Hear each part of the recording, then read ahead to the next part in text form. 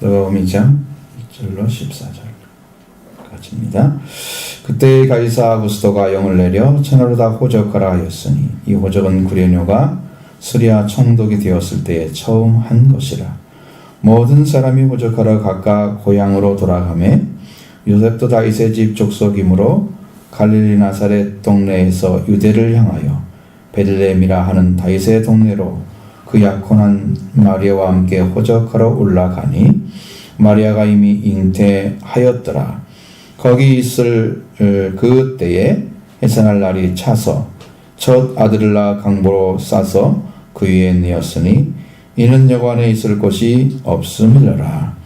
그 적의 목자들이 밤에 밖에서 자기 양떼를 지키더니 주의 사자가 곁에 서고 주의 영광이 그들을 두루 비침에 크게 무서워하는지라. 천사가 이르되 무서워하지 말라. 보라, 내가 온 백성에 미칠 큰 기쁨의 좋은 소식을 너에게 전하노라. 오늘 다윗의 동네에 너희를 위하여 구주가 나셨으니 곧 그리스도 주시니라. 너희가 가서 강보에 쌓여 그 위에 뉘어 있는 아기를 보리니 이것이 너에게 표적이니라 하더니 그러니 수많은 전군이 그 천사와 함께 하나님을 찬송하여 이르되 지극히 높은 곳에서는 하나님께 영광이요 땅에서는 하나님이 기뻐하신 사람들 중에 평화로다 하니라. 아멘. 우리가 좀 크리스마스가 되면 항상 생각하고 있는 것들, 하나님의 아들이 이 땅에 오셨다는 건 여러분이 성경을 통해서 수없이 볼 수 있고 들을 수가 있는 거죠. 근데 예수님이 참 그 높은 자리에 계시면서 이 낮은 곳에 오셨다는 그 비하의 세계는 잘 모른다는 거죠. 하나님의 아들이 어떤 높이에 계시다가 어떤 낮은 자리에 내려오셨는지 이것을 잘 모른다는 거죠. 그러면 낮아졌다고 하는 그 자체만으로도 이미 이 땅에 오시는 자체가 너무 예수님이 큰 자기를 비우는 작업을 하신 거예요. 그러니까 그것이 그 높이가 얼마나 차이가 나는지는 여러분 이건 상상을 초월하는 얘기예요. 그래서 그 진리를 깨달은 분들은 주님 앞에 어떻게 자기를 낮춰서 경배해야 되는지를 찾아요. 그 마음을 알게 되는 거죠.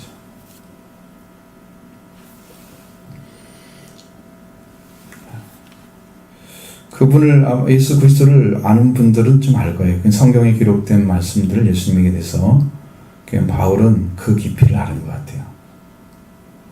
그리스도 예수님의 마음에 그 찬양 속에 들어있는 예수 그리스도에 대한 그 말씀이 어떻게 낮아지고 어디까지 떨어지고 어떻게 복종했는지 그 말씀을 보면 예수님이 얼마나 고귀한 위치에서 천한 위치로 떨어져서 우리를 위해서 희생하러 오셨는지를 넉넉히 보여주고 있습니다.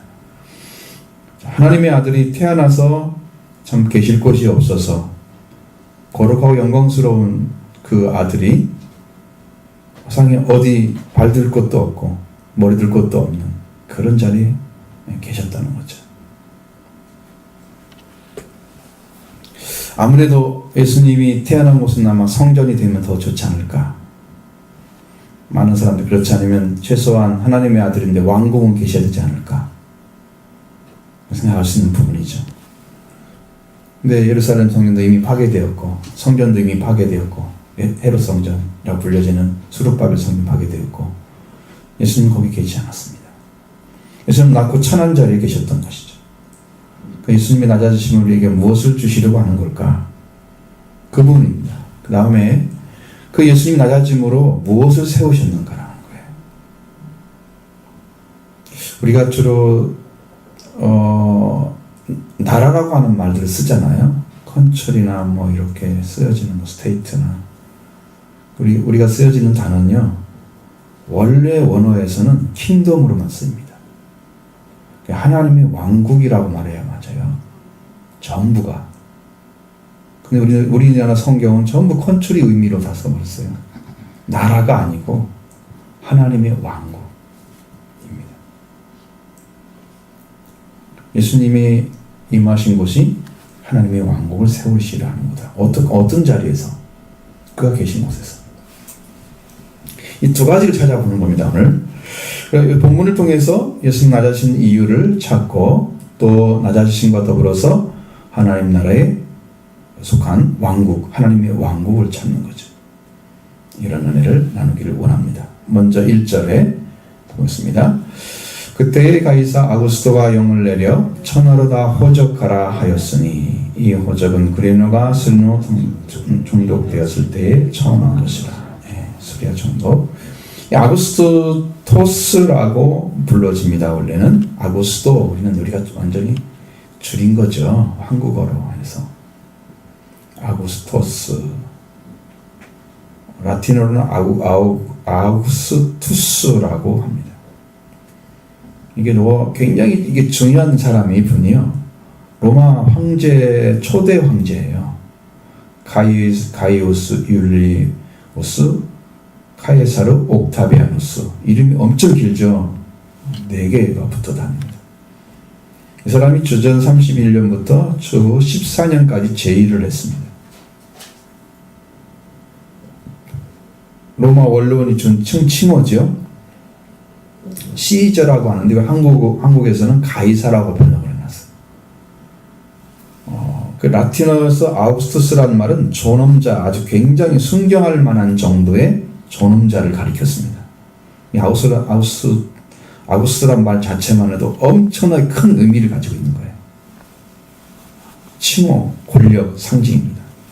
그는 군인도 되고 정치가고 현저한 치적을 올렸던 로마 제국을 잘 통치해서 로마의 평화를 확립했던 최고의 황제였습니다. 그 예수님이 탄생할 그때 그 무렵에 행해진 일들이 뭐냐면 세금 징수를 하라고 합니다. 그래서 세금 징수를 하려면 제일 먼저 할 일은 뭐냐면 인구 조사를 해야 되는 거예요. 얼마나 사람이 사는지 그 사람에 맞게 조사를 해서 그 사람에게 세금을 매겨야 돼. 그래서 거둬들이려고. 로마 초대 황제 아구스토의 칙령이 내려졌습니다. 그게 1절의 기록이죠. 2절에는 이 호적은 구레뇨가 수리아 총독되었을 때 처음 한 거라고 말씀하고 있죠. 구레뇨는 집정관이었습니다. 나중에 수리아 총독이 되었지만 그때는 집정관이었어요. 로마의 집정관은 엄청난 능력을 가지고 있죠. 이 구레뇨는 퀴레니우스라고 하는 사람입니다. 구레뇨라고 그랬죠. 수리아 총독, 수리아에 있던 로마 총독의 이름을 이렇게 얘기하는데 예수님이 탄생할 때에 바로 그에 의해서 호적 조사가 시작됐습니다.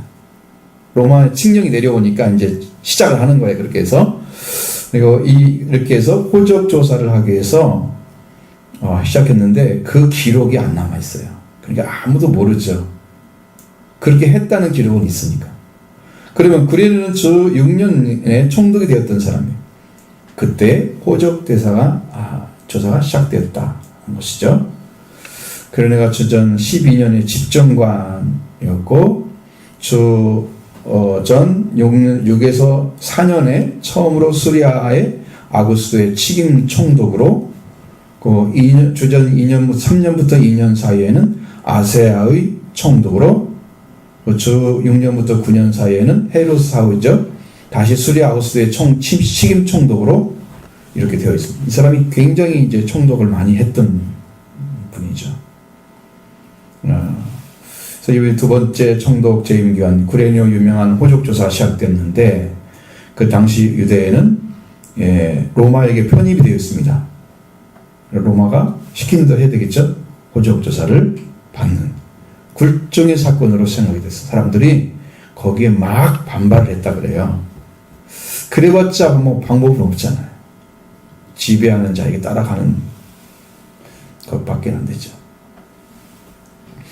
근데 아구스토 1년, 이게 주전 23년이에요. 시작돼서 14년마다 행해지는 주기적인 호구 조사가 제도가 있었다는 거죠. 그래서 주전 8년에 수리아에서도 호적 조사가 진행되었다고 역사적으로 기록이 되어 있어요. 그러면 지금 예수님이 오실 때 호적조사가 맞아요, 안 맞아요? 주전 8년하고 예수님 때는 우리는 BC와 AD가 나눠진 예수님이 태어날 때라고 생각하고 있잖아요. 안 맞지요? 그것만 해도 8년 차이가 나. 이거 성경이 다 틀린 거죠. 심각한 문제입니다. 이걸 규정해낼 방법이 없는 거예요, 지금. 그때 호적조사 시작됐을 때 바루스라는 사람이 총독을 했었는데, 스리아 총독 내정을 해서 구레노는 갈라디아 접경에 있는 산적대 후손인 호모나 샌더스에 의해서 아구스의 책임 총독으로 가서 일을 합니다. 그러면 그 사람들은 군사, 외교 이걸 다 지휘하는 능력을 갖게 돼요. 근데 이 아구스토 시대의 책임 총독으로 와서 했던 퀴리오스 때에 성경에 보면은 지금 우리가 말하는 연도 안 맞게 주전 6년에 시행됐다고 그래요. 그럼 왜 차이가 날까? 이게 2년이 왜 8년 전이었는데 2년 전으로 내려왔을까라는 거죠. 그 가능성은 굉장히 많습니다. 왜냐하면 굉장히 사람들이 소요가 많았을 거라는 거예요. 많은 소동을 일으켜가지고 이 일을 못했다는 거예요.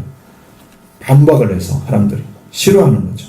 왜 우리나라를 이렇게 힘들게 하느냐. 그러면 그 호적조사를 하려면 어떻게 되냐면 고향으로 가야 돼요. 내가 태어난 곳을 가야 돼. 힘들겠죠.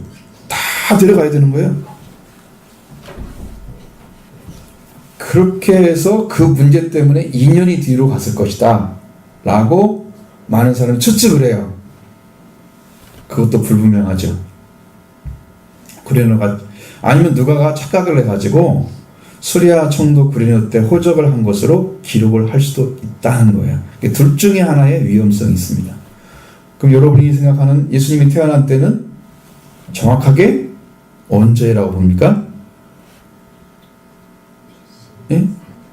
그렇죠. 우리가 지금 성경적으로 아니라 역사적으로 주전 4년경에 태어났어요. 실제로. 그게 BC AD를 많은 그 사람이 신부였습니다. 그 신부가 역사를 잘못 계산해가지고 4년이라는 차이가 생긴 거예요. 그랬으면 지금 4년이 뒤로 가가지고 있었으면 4년이 플러스 됐겠죠. 그럼 우리 몇 년이겠어요? 우리 2021년도에 살아야 됩니다. 4년이 앞에 살아보죠. 뒤를 빼야 되니까 앞으로 와야잖아. 이렇게 플러스 하면 돼요. 4년을. 근데 그런 차이 때문에 그것도 6년인데 4년이란 말이죠. 그러니까 2년 차이는 있는데 이것은 좁힐 수 있는 방법이 없어요. 그러니까 역사적으로 그렇다는 것을 여러분이 이미 말씀드리겠지만 하는 거고요. 자, 먼저 호적하러 거기 고향으로 돌아가야 되겠죠. 요셉도 다윗의 집에 속한 사람이기 때문에 갈릴리 나사렛 동네에서 유대를 향해서 베들레헴으로 지금 달려가고 있는 거죠. 3절부터 5절의 말씀 보죠. 모든 사람이 호적하러 각각 고향으로 돌아가매 요셉도 다윗의 집 족속이므로 갈릴리 나사렛 동네에서 유대를 향하여 베들레헴이라 하는 다윗의 동네로 그 약혼한 마리아와 함께 호적하러 올라가니 마리아가 이미 잉태하였더라. 아멘. 자, 호적은 로마 황제 아구스토의 칙령이죠. 그게 하게 되기 때문에 칙령을 듣고 각기 고향으로 돌아갔다. 뭐 그렇게밖에 이해가 안 됩니다. 그럼 다윗은 요셉이 다윗의 집의 가문에 속한 사람이기 때문에 그가 태어났던 다윗의 동네로 가야 돼요. 그러면 어디겠어요? 다윗이 살던 곳 베들레헴. 네, 거기로 가야 됩니다. 그래서 잉태한 마리아와 함께 유대를 향해서 베들레헴하는 곳으로 다윗의 동네에 호적하러 올라가고 있는 거예요. 그렇게 여러분 이것은 중요한 의미가 뭐냐면 베들레헴이라는 곳으로 가야만이 미가서 5장 2절에 있는 말씀이 이루어지는 거예요. 그런데 왜 또 그 돌아가라고 호적을 또 그렇게 명령을 내려 호적조사 하면서 명령을 내려가지고 이 말씀을 이루게 하는 거죠. 그러니까 그렇게 자기들은 자기 방법대로 했겠지만 하나님은 그 사람들을 통해서 일하면서 하나님 말씀을 성취해 가고 있는 거예요. 세상 사람들은 자기 원하는 일을 하고 있는 거죠. 자기 방식대로. 근데 하나님은 하나님 방식대로 하나님 원하신 뜻을 성취하고 있다는 거예요. 이게 놀라운 거예요. 이 왕들이나 뭐 이런 사람들이 하는 그런 통치 행위 자체가 하나님이 원하시는 방식대로 되고 있다는 거죠. 자기 나름대로 자기 방식대로 일을 했겠지만 그것을 하나님 다 사용하시는 거예요.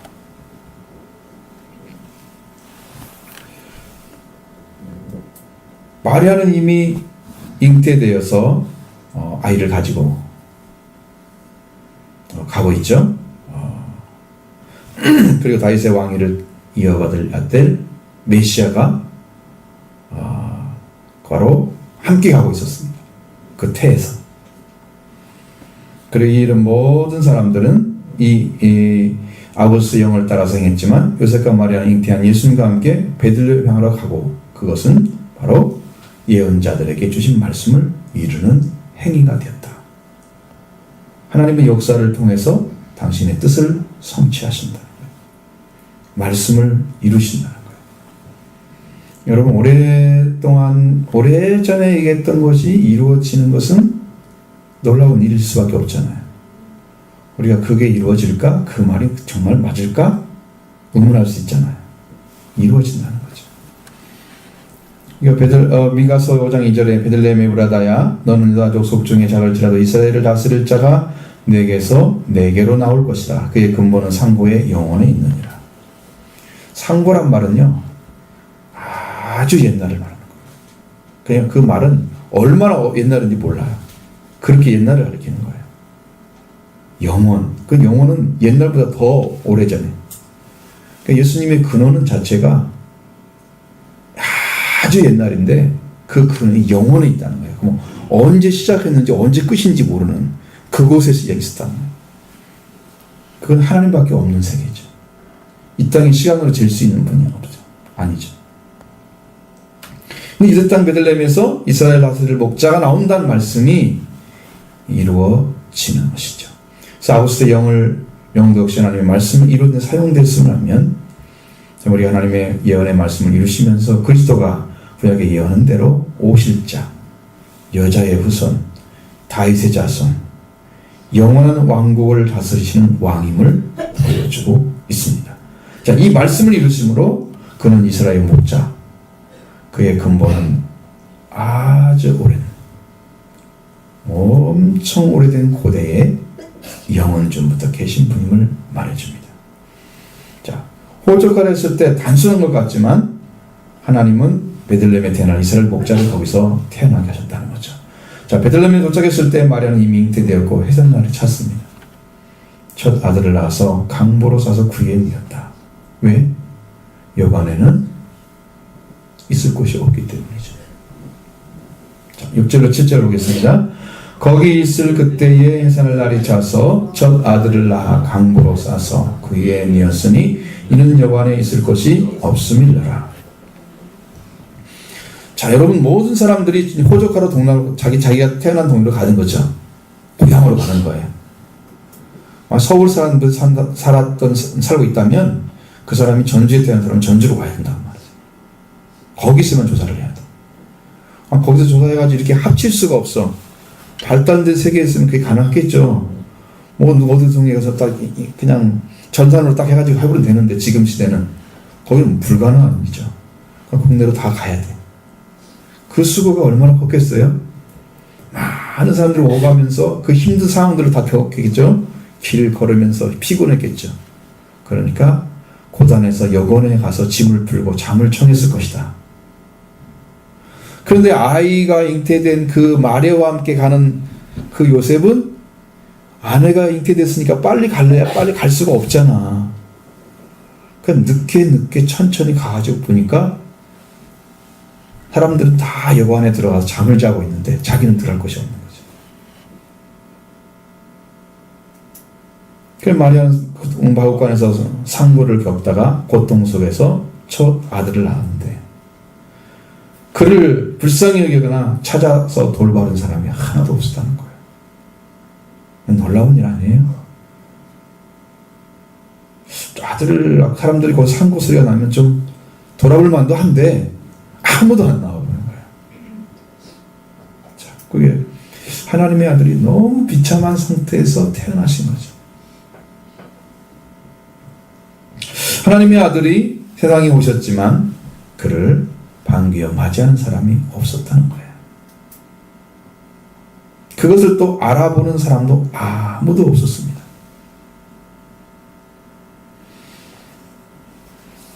전능하신 하나님께서 왜 아들을 마구간에 태어나게 하시는데 왜 사람들을 움직여서 좀 영접하게 하시지 왜 그렇게 하셨을까?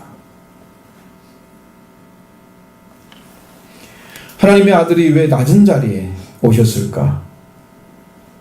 생각해 봅니다. 그리스도가 왜 마구간에 태어나셨을까? 전능하신 하나님의 아들이라면 얼마든지 좋은 조건을 사람들에게 만들게 해서 좋은 방식으로 태어나게 하실 수 있을 텐데 왜 거기에 태어나셨을까? 하필이면 낮고 천한 마구간 말을 잠재우고 하는 그곳에서 잠자리를 청해야만 되는 그런 자리에 계셨을까? 하나님의 아들이 이렇게 낮고 천한 가장 낮은 자리에 오셨다는 그 일은 아주 신비스러운 일입니다. 비밀이 그게 숨겨져 있는 거죠. 하나님의 아주 깊은 섭리가 그 안에 들어있습니다. 여러분 성경에 예수님이 마구간에 태어난다는 예언이 있습니까? 성경 읽어봤지만 한 번도 안 나오죠. 구약에. 이것은 그 자리의 설정 자체는 하나님께서 어떠한 생명을 위해서 오시는가를 이걸로 보여주는 거예요. 예수님이 오신 목적이 뭔지를.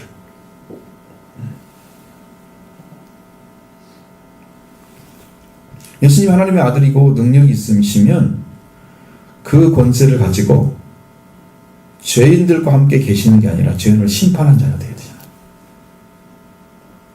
죄인들을 심판하는 자는 낮은 자리에 서 있으면 안 됩니다. 높은 자리에 올라가야 됩니다. 힘이 없는 자가 누구를 심판합니까? 그죠? 완전한 영과 권세를 가지고 왕좌에 앉아서 판결을 내리는 거예요.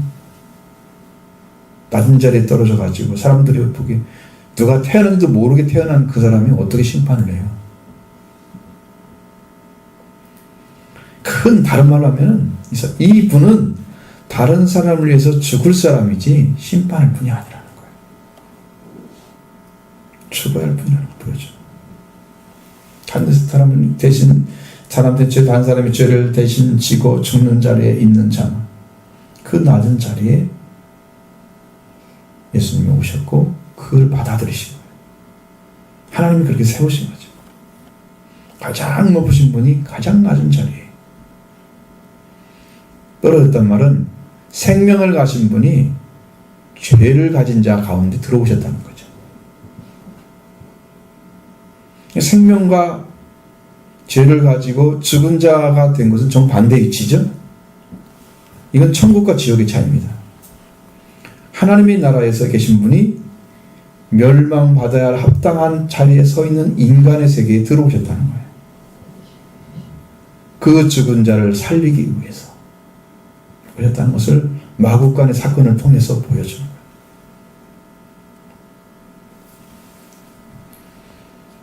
자기 생명값을 치르고 자기 목숨을 내놓고 자기 백성을 위해서 죽고 부활하셔서 이를 이루시려고 했습니다. 이 땅에 그렇게 오신 거예요. 그러니까 하나님께서 사람의 죄와 죽음, 더러움과 고통, 아픔을 그리스도에 다 맡기셔서 담당할 것으로 받아들이시고 그 더러운 곳, 추한 곳, 낮은 자리, 짐승이 살아가는 그 자리에 하나님의 아들을 보내시고 거기에 하나님의 왕국이 세워졌다는 거예요. 구원하는 왕국이 세워진 거예요. 그게 하나님의 사랑이십니다. 이사야 53장 6절에 보면 우리는 단 같아서 그릇 행하여 제 길로 갔는데 여호와께서는 우리 모두의 죄를 그에게 다 한 사람 그에게 담당시켰다. 단 한 사람. 예수님이 이 말씀을 받아들이신 거예요. 죄인의 자리에 서서 계셨기 때문에. 그리고 저자들 낳아서 강보로 싸서 뉘우셨다.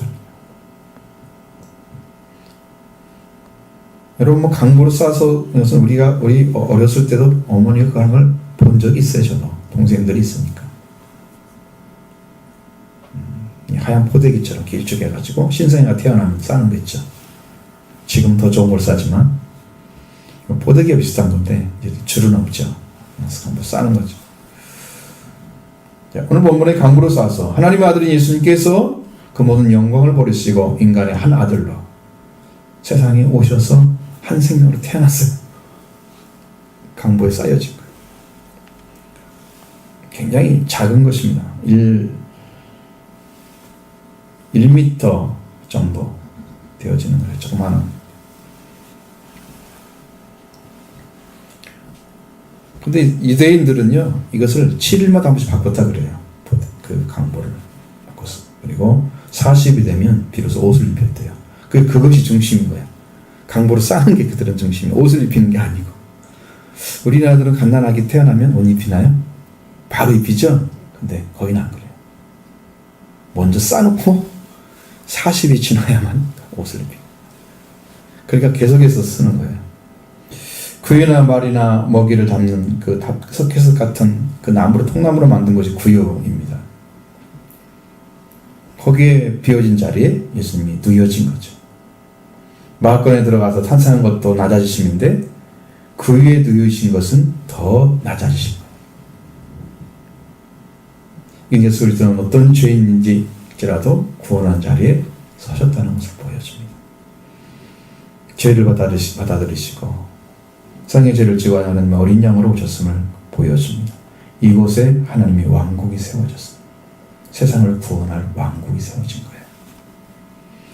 사람들은 영접하지 안 했지만 하나님의 아들이시고 구주이시고 그의 오심도 알지 못하는 상태에 예수님은 태어나신 것입니다. 여관이 있는데도 불구하고 있을 곳이 없어요. 그럼 오늘날도 마찬가지예요. 예수님은 오셨는데 사람들이 그랬어요. 예수님, 나는 선생님 따라가겠습니다. 주님을 따라가겠습니다. 그러면서 뭐라고 예수님이? 너희는 많은 사람들은 다 잠자리 다 있죠. 그러나 나는 인자는 머리 둘 곳도 없다고 말씀하셨어요. 예수님 자기를 영접하는 자가 한 생명 없다는 거예요. 여러분, 그것은 엄청난 고독입니다. 이 본질이 다른 영적인 세계를 가지고 오셨잖아요. 하나님으로서. 그것을 알고 있는 주님이 이 땅에 적응해 살아가는 건 너무 힘든 거예요. 아무리 낮아지셔도 그 본질은 속일 수가 없어요. 그 예수님이 가지신 말씀들을 누가 담당을 해요? 하나님 자신이 말씀을 그대로 가지고 오셨습니다. 본질은 그대로 있는데 육체를 입으신 거야. 그 몸을 가지고 사람들과 함께 살아가야 되는 거예요.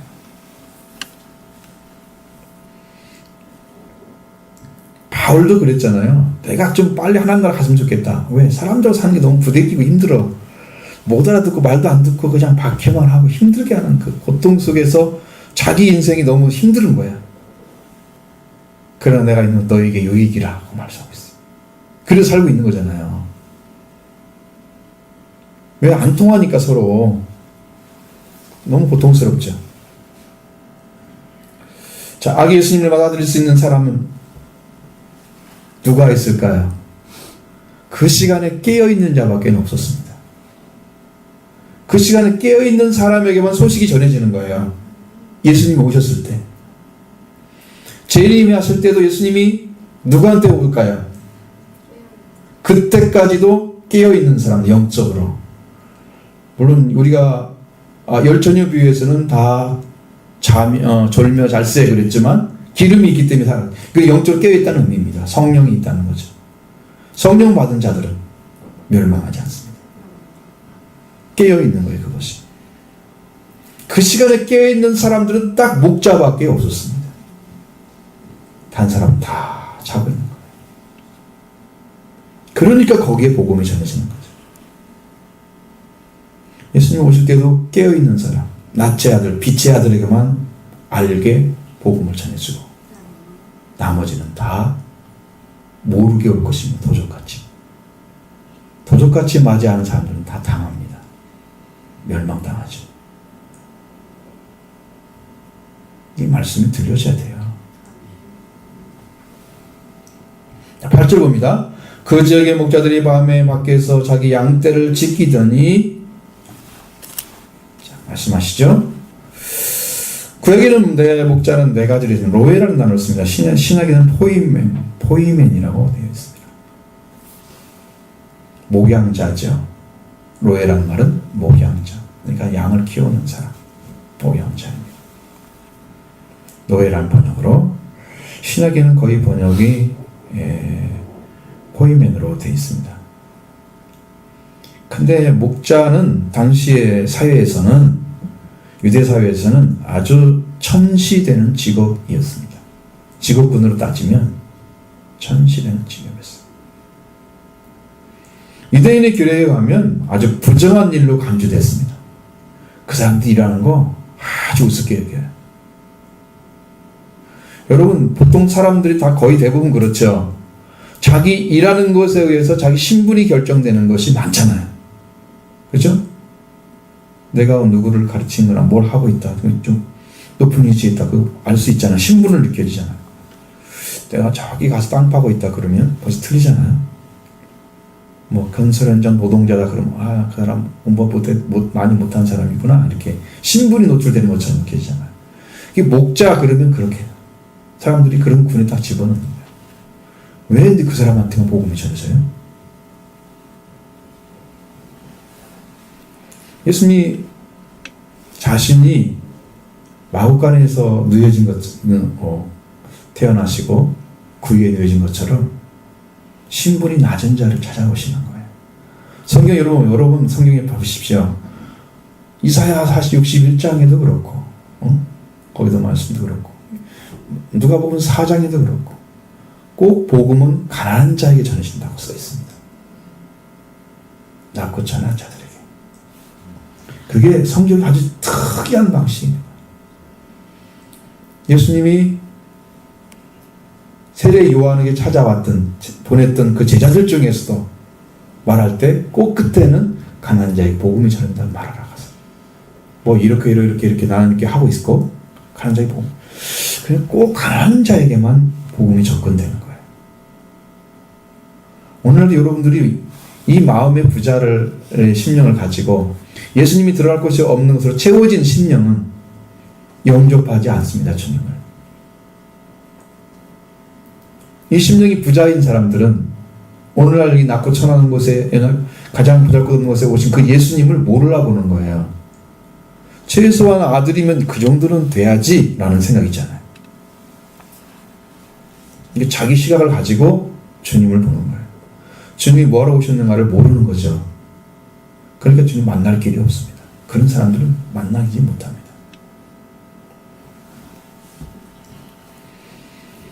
예수님은 목자로서 양을 지키고 사랑하는 선한 목자 일을 하러 오신 거예요. 또 여러분들이 낮고 천한 자리에 오신 가장 부족하고 연약한 자리에, 바로 죄인을 걸어오신 예수님을 만나는 자리에 여러분도 같이 내려오셔야 됩니다. 그게 목자가 서 있는 자리였어요. 거기에 복음이 전해지는 거예요. 낮고 천한 자리, 일지라도 자기 일을 하고 있는 사람. 베드로 같은 사람 뭐 하는 사람이었어요? 요한. 어부가 그 사람 그때 당시에도 훌륭한 일인가요? 아니에요. 직업 중에 좋은 직업 아니에요. 직업군으로 따진다면 그래요. 고기잡이가 얼마나 무슨 영광을 누리겠어요? 근데 그 사람 불러러 오셔요. 예수님은 바닷가로 오시는 거예요. 누가 부름받는가는 심령의 상태를 보면 압니다. 말씀을 들었을 때 자기가 말씀으로 인해서 낮아진 자리에 서 있는 사람들, 그 말씀이 들려서 그 생명을 부름을 알게 되는 거죠. 콜링이 느껴지는 거예요. 하나님 날 사랑하시는구나. 근데 여기가 부자인 사람은 그 말씀이 들어가지 않으니까 그걸 못 느껴.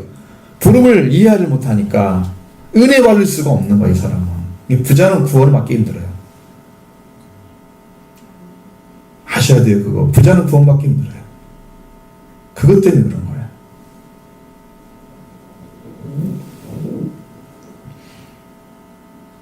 자, 그러면 왜 목자에게 이렇게 나타났을까? 천사들이 한번 보시겠습니다. 9절 보시죠. 주의 사자가 곁에 서고 주의 영광이 그들을 두루 비추매 극우에 무서워하는지라. 아멘. 주의 사자가 서 있었습니다. 주의 영광이 막 두루 다 이렇게 돌아가면서 비춰준 어두운 밤에 그 주님이 가지신 영광의 빛을 비치고 있다면 그들은 그걸 보면서 놀라지 않을 수가 없었을 것입니다. 왜냐하면 밤이면은 지금처럼 불이 켜져 있는 이런 때가 아니잖아요. 완전히 흑암이잖아요. 그곳에 갑자기 빛이, 주님의 영광의 빛이 나타나고 얼마나 놀라 자빠지겠어요, 사실. 우리가 생각하는 것보다 훨씬 더 큰 강도로 그에게 다가왔을 거예요. 빛이, 위험이라는 것이. 놀랐겠죠. 안 놀랄 수가 없죠. 놀랄 정도가 아니고 무서울 정도로 놀랐을 거예요. 하나님의 주의 천사, 하나님의 사자, 그러니까 천사죠. 그 하나님의 영광이 그들을 향해서 와 있었습니다. 그들은 그 빛을 보고 경악하며 놀랬다. 그렇게 놀랐어요. 그때 천사가 말합니다. 보시죠. 10절입니다. 천사가 이르되 무서워하지 말라. 보라, 내가 온 대성에 미칠 큰 기쁨의 좋은 소식을 너에게 전하노라. 아멘. 주의 사자가 천사였다는 걸 알 수 있죠. 주의 사자는 천사입니다. 천사가 말합니다. 무서워하지 말라. 그들은 그 영광스러움을 나타낸 것은 지금 마국간에 태어나신 그분이 얼마나 크신 분인가를 보여주는 현상이었습니다. 증거가 바로 된 거였어요. 마국간에 태어나셔서 구에 누인 그분이 얼마나 크신 분인가를 천사를 통해서 보여준 거예요. 영광, 주의 영광이 나타났잖아요. 그리고 너에게 무서워하라고 보여준 게 아니다. 내가 기쁨의 좋은 소식을 전하러 왔다고 말씀하셨습니다. 어떤 기쁨인가?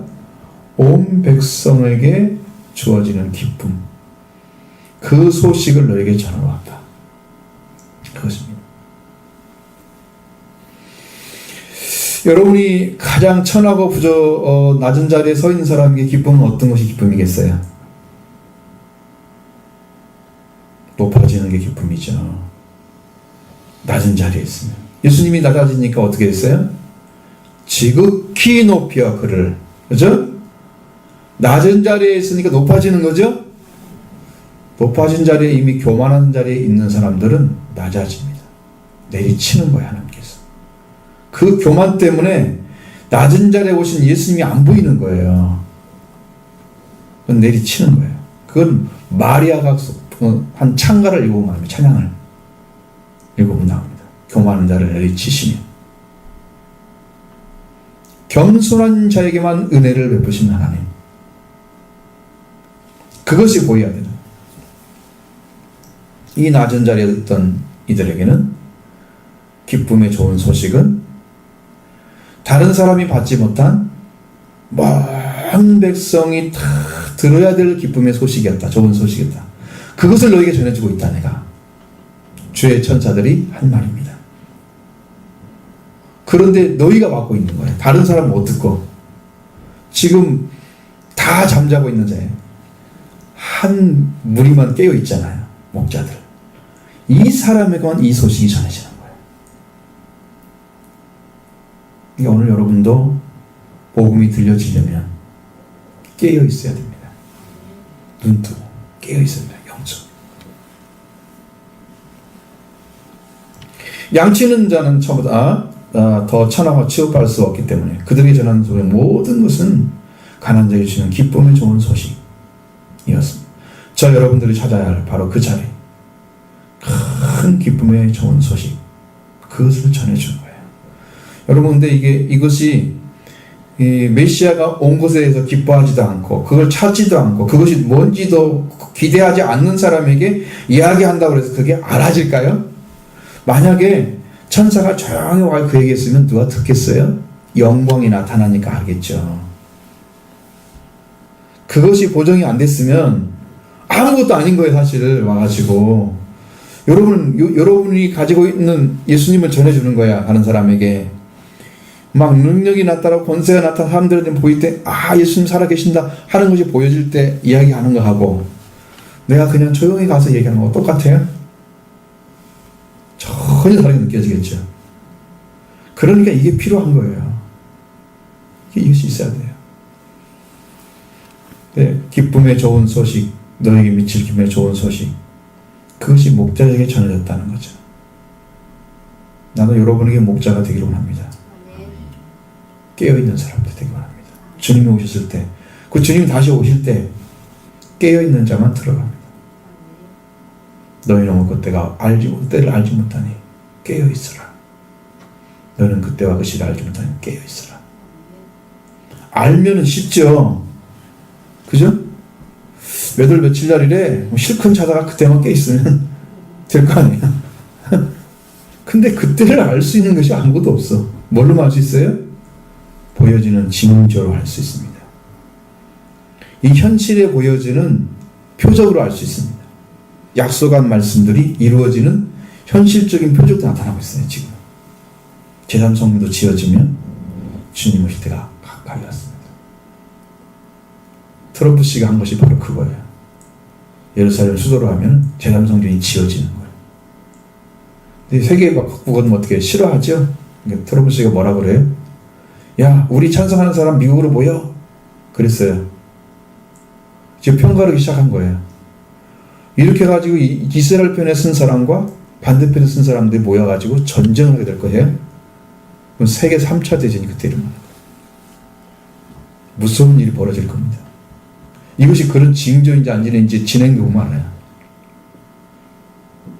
이 아랍계에서는 난리가 났잖아요. 그거 한 번 때문에 막 굉장한 소동이 일어나. 세계 각국이 두려워하죠. 와가지고 계속 테러하고 이러면 사회가 불안해지니까 그걸 좀 방지하기 위해서 다 반대편을 던진 거예요. 자, 이 말씀은 온 백성에 미칠 큰 기쁨의 좋은 소식, 누구든지 들으면 큰 기쁨의 좋은 소식이 되는 거예요. 이 소식이 들려오기를 바랍니다. 왜 그러냐면 여러분 심령 안에 그것이 기쁨의 좋은 소식이 아닌지는 여러분이 예수님을 영접하고 이 말씀을 들으면 가슴이 뛰어요. 정말 기뻐서. 그렇다니까. 그렇게 와야 된다니까. 이 성경을 아무리 읽어도 가슴이 뛴 적이 없어. 기쁨의 좋은 소식일까 아닐까. 그 사람이 그 좋은 소식이 돼야 되는데 성경을 읽어도 모르겠어요. 아무것도 안 느껴져요. 뭘 기쁨의 좋은 소식이라고 예수님이 이런다니까. 그러니까 이게 문제인 거죠. 그럼 한번 보시겠습니다. 기쁜 소식을 여러분도 느끼기를 바랍니다. 11절입니다. 오늘 다윗의 동네에 너희를 위하여 구주가 나셨으니 곧 그리스도 주시니라. 아멘. 자, 15절에 보면은 천사들이 떠나서 하늘로 올라가죠. 목다가 소리 받으면 베들레헴으로 가서 우리에게 알려진 바 이루어진 일을 보자. 그들은 이제 진짜 그건 아닌지를 확인하러 가는 거죠.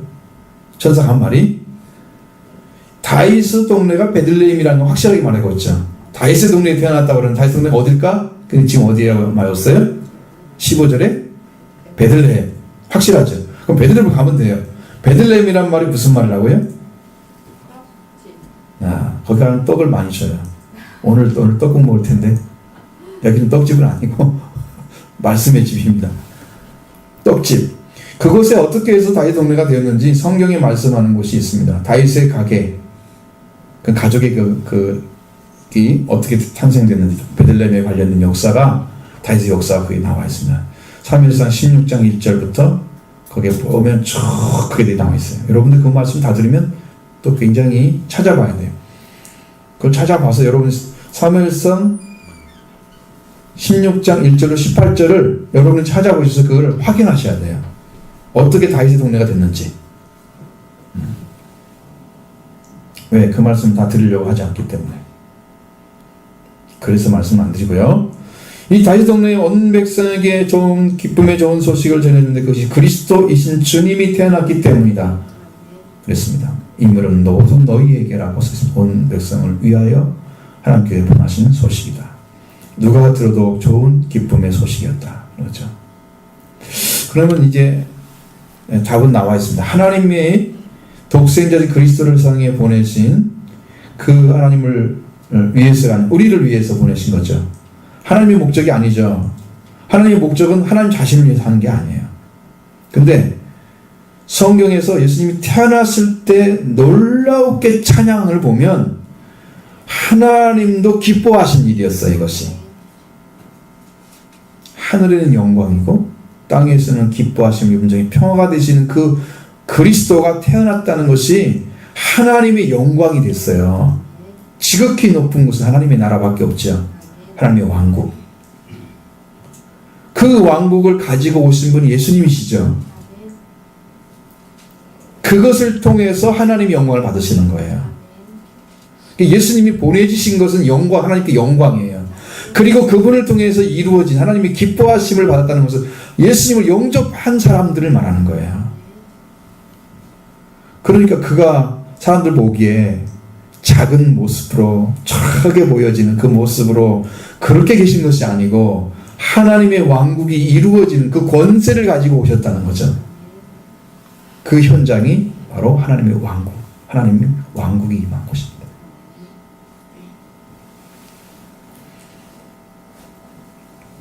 이것이 여러분의 기쁨의 좋은 소식이 되는 겁니다.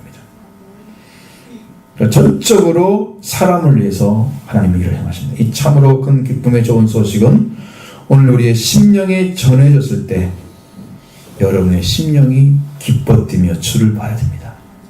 아, 나 예수님 너무 좋아. 너무 행복해. 생각만 해도 막 너무 춤을 추고 싶을 정도로 좋아. 기쁨이 넘치면 뭘 해요? 노래하며 춤을 추죠. 잔치집에 노래하고 춤 빠지면 별거 없죠. 하나님 나라에도 마찬가지예요. 영광. 하나님의 생명으로 가득 채워져 있고 하나님의 영광으로 가득 차 있고 같이 찬양을 하고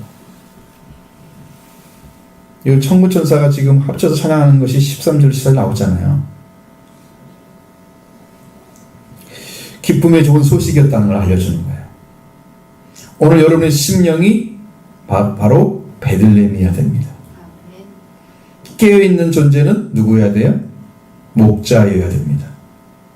그래서 만나죠? 여러분의 심령이 태어나려면 베들레헴이어야 됩니다. 그리스도 약속하신 그리스도 주님이 여기에 태어나야 되는 거죠. 그럼 뭐가 와야 되나요? 성령이 오셔야 태어납니다. 성령으로 잉태하셔 태어나는 거예요. 우리 정말 연약하고 부족한 우리 심령에 주님이 태어나셔서 여기에 하나님의 왕국이 세워집니다. 그게 하나님의 역사예요. 제 심령이 왔어요. 보니까 마법관처럼 생긴 거야. 얼마나 더럽고 추한지. 제대로 하나님을 알지도 못하고 짐승 같게 깨닫는 것이 얼마나 연약한지, 얼마나 더러운지. 세상에 잡고 다 들어있잖아, 심령 안에. 이게 다예요. 이것을 부인해야 주님 따라갈 수 있거든요. 그럼 주님 한 분만을 붙잡아야 되는 거예요. 그게 마법관이었어요. 제가 저를 보면서. 이렇게 더럽고 추한 곳에 오신 주님, 그 주님을 영접합니다. 사랑합니다. 내가 마법관이 되고 싶은 거예요. 내 심령을 주면서. 근데 세상이 마법관이었다는 걸 알고 있습니다. 그게 보여주는 거예요. 우리가 정말 부족하고 연약한 자 심령에 태어나셔서 여기서 하나님 나라를 세우고 계신 주님을 발견합니다. 너희를 위하여 구주가 나셨다고 말씀하고 있습니다. 너희를 위하여. 그러니까 여러분 그 목자들을 위해서 구주가 태어나셨대요.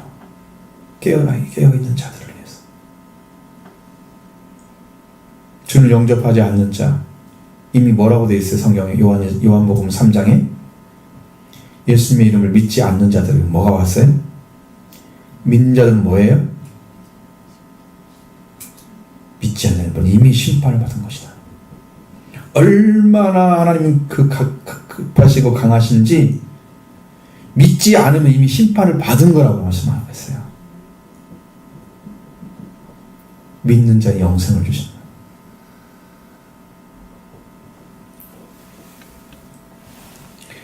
이 구원이라는 단어는 구조라는 말을 나타내고 있습니다. 여러분이 구조해야 되잖아요. 세상에 물로 빠져가는 사람들을 구조해야 되겠죠. 지난번처럼 불 속에서 못 견뎌서 막 고통당하는 사람들 빨리 구조해야 되겠죠. 우리는 어디에 들어있습니까? 죄와 사망 가운데 들어가 있습니다. 우리를 구조해야 되겠죠. 그 구조자로 오셨단 말이에요, 예수님이. 너희는 가만 놔두면 죄로 인해서 사망 가운데 그대로 있다가 죽으면 그냥 지옥으로 가야 되는 거예요. 그 생명을 구조하고 오신 거예요. 바로 내가 그 대상이란 말이에요. 그래서 그분이 오셨음을, 구조자가 오셨음을 생각할 때 나는 기쁨 돼야 안 돼요? 기쁨이 되죠. 좋은 소식이 되죠. 근데 이것을 모르면 주님이 아무리 읽어도 주님 나한테 기쁨이 안 된다니까. 내가 어떤 자리에 있는데 나를 구원하러, 구조하러 오셨는지를 모르면 내한테 기쁨이 안 돼. 그 주님을 아무리 많이 들어도 주님에 대해서 알아지지가 않아. 그래서 구원받지 못하는 거예요. 그 이유 하나 때문에. 그걸 몰라가지고. 여러분에게 기쁨의 좋은 소식일 줄로 믿습니다. 하나님께서 구주로 보내신 그리스도는 우리에게 하나님께서 보내신 약속하신 메시아. 더 이상 이대로 놔두면 죄와 사망 가운데 빠져서 비천하고 나약한 사람들, 생명을 줄 수 없는 그 사람들, 그대로 놔두면 멸망당하니까 살리기 위해서 보내신 거예요. 하나님은 그리스도를 다윗의 동네에 보내셨다고 말씀하셨습니다. 이 소식이 전해진, 천사가 전해진 소식인데 누구나 들으면 기쁨의 좋은 소식입니다. 12절에 강보에서 와서 그에 누워 있는 아기가 바로 표적이라고 말씀하고 있습니다. 여러분에게도 아기가 강보에 쌓인 표적이 보여야 되겠죠? 보여야 됩니다. 가장 낮은 자리에 오신 예수, 강보로 쌓여서 그에 누이신 예수, 바로 그분이 표적입니다. 말씀이 이루어진 현장이라는 거죠. 그렇기 때문에 그 표적이 우리에게 이루어질 그곳으로 가서 그분을 만나면 구조자이기 때문에 나를 죄와 사망에서 구원시켜 줍니다. 가장 큰 복을 받는 현장입니다. 그렇기 때문에 그분을 만나는 것, 그분이 계시는 곳에 가면은 왕국에 들어가는 거예요. 왜? 왕국을 지금 왕국이 이마에 오셨잖아요. 그곳에. 13절 14절 보겠습니다. 호련히 수많은 천군이 천사들과 함께 하나님을 찬송하여 이르되 지극히 높은 곳에서는 하나님께 영광이요 땅에서는 하나님이 기뻐하신 사람들 중에 평화로다 하니라. 참 아멘. 참으로 이 세상의 사람들을 달리 살리시는 일을 행하시기 위해서 보내신 그리스도 예수님 말고에 오신 그것으로 인해서 하나님께 영광이 되셨다. 하나님이 기뻐하신 사람 중에 평화가 되셨다. 천군 천사들이 찬양하고 있는 거예요. 하나님 보내신 그 아들은 하나님 보내신 아들을 믿은 자들로 인해서 기뻐하시고 그들에게 하나님과 우리 관계에 깨어진 관계가 회복되어서 다시 평화의 관계를 만들어주시는 평화가 되시는 거예요. 예수님. 그러니까 여러분이 주님과 친밀하게 주님과 사귀고 있으면 여러분 하나님과 관계가 이미 회복된 자리에 있는 거예요. 아들과 사귐이 있어야 아버지와 사귀죠. 예수 그리스도와 사귐이 있어야 아버지를 사귈 수 있죠. 이 기쁨의 좋은 소식을 전하게 빛자는 자 살고 있는 사람들을 살리시는 그 하나님을 찬양했습니다. 찬양한 존재가 목자들이 아니었습니다. 하늘에 있는 천군과 천사들이었다는 거죠. 이 목자들 그걸 알 리가 없잖아요. 여러분 그분이 누군가를 모르면요 찬양할 사람이 아무도 없어요. 그분이 누군가를 알기 때문에 찬양하는 거예요. 얼마나 위대하시고 완전하신 왕이신지를.